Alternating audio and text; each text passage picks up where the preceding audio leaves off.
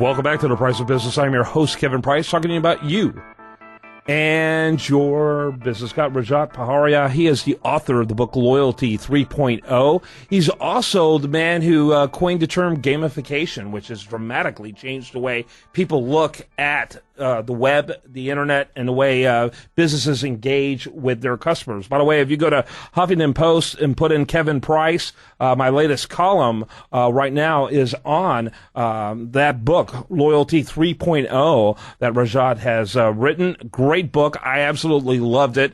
Wrote a very favorable review of it there at HuffingtonPost.com. Again, just put in Kevin Price, and you'll have all of my columns there. One of my most recent is on Rajat's book. Welcome to the program. Thanks, Kevin. Glad to be here. Glad to have you. So, make sure you tell your friends about the article. Help build some traffic for it, because I really did enjoy the book. Well, thank you. I really appreciate it. And the article was very well written and a really good overview of gamification and Loyalty 3.0, so I really appreciate it. Yeah, I was wondering what you thought. I used the analogy of J.C. Penney. You know, and J.C. Penney, when they came in there, they actually one of their goals was to have when the CEO came in there, the now former CEO came in there. One of his objectives was to make pricing real, and so he kind of waged a war on coupons, which J.C. Penney is famous for his couponing. You know, and Ron Johnson, who thought giving real honest pricing was going to go over well, actually may have helped contributed to its destruction. What did you think of that analogy? I was curious. Yeah, no, I thought that was actually really right on in terms of some of the human motivation that's involved, right?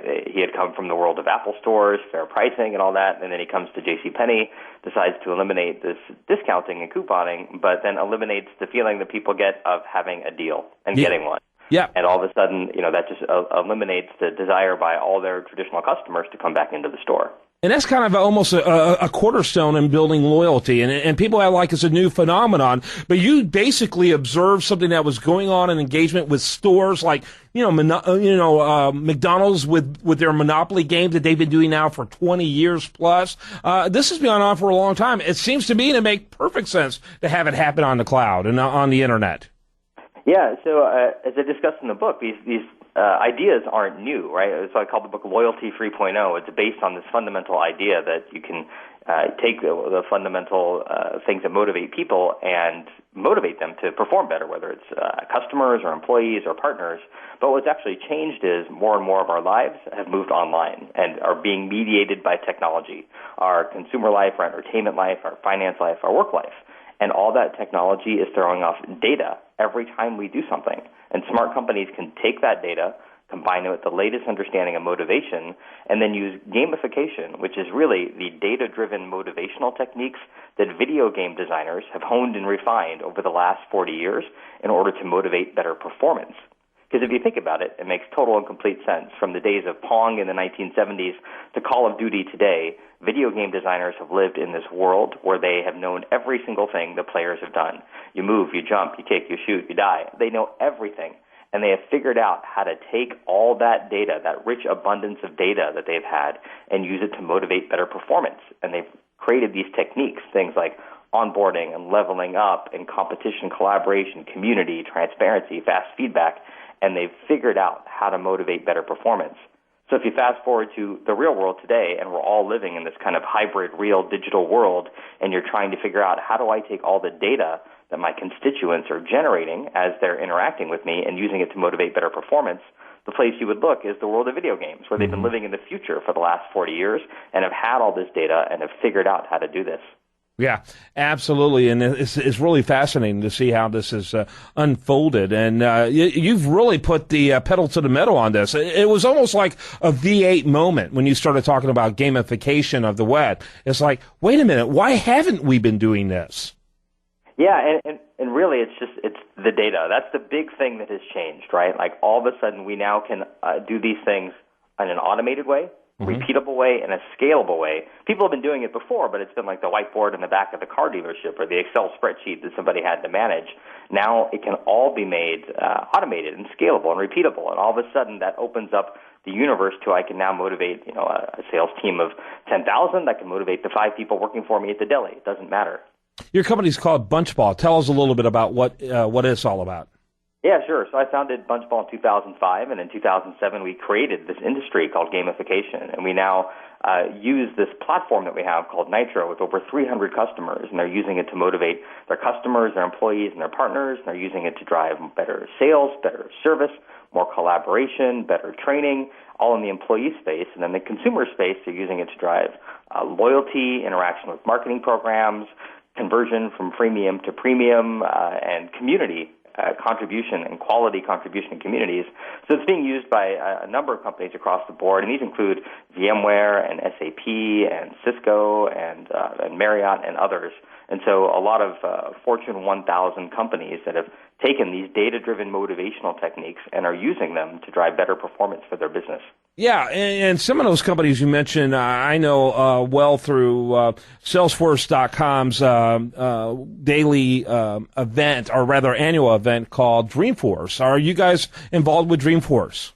Yes, absolutely. Yeah, so Salesforce is a customer and a partner of ours. We have a great relationship with those guys, and we actually released an application on the Salesforce platform called Nitro for Salesforce 2 years ago at Dreamforce, and won a competition for best new application on the Force.com platform. And we'd never been to Dreamforce before, and our booth there was like mobbed 5 deep the entire show. It was amazing. So we've had such a great experience there that we've been back last year, again, as a sponsor, and we're going to be back again this year. It's a great way for us to get in front of a concentrated group of our customers in a very short period of time. What level of your sponsorship this year? I actually don't know. What were you last year? You guys, I think you had a pretty prominent booth.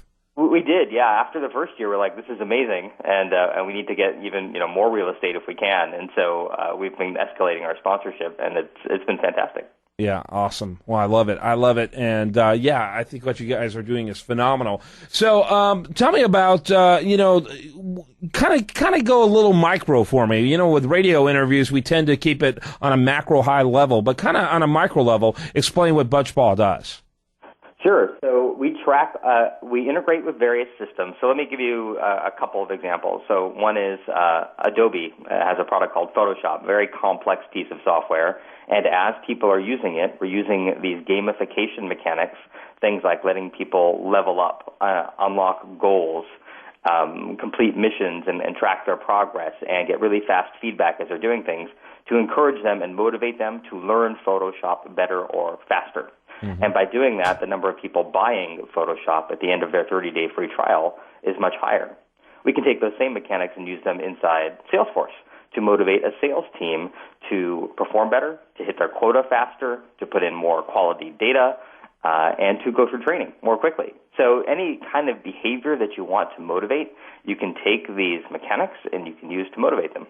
Absolutely. So it's fascinating what you can do, and obviously it's changing the way that people look at engagement. And this is where you get that idea of loyalty. What a perfect name, Loyalty 3.0. Yeah, it was kind of an interesting discussion around how to frame the entire book, and we realized that loyalty is the right word, even though that word has been kind of destroyed by the industry, right? And come to mean loyalty to the best deal, right, rather than actual loyalty to a business.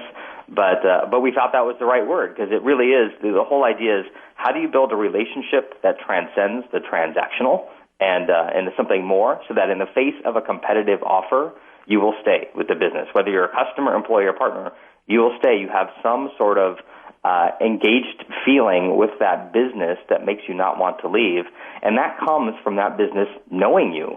And the best way for them to know you is to track the data about how you're interacting with them and to do it at scale. And so we think there's a tremendous opportunity in the loyalty industry to rethink the kind of very mercenary transactional relationship that people have now, and to apply it not only to the traditional consumer space, but also your employees and your partners as well, who you want to be equally loyal to you.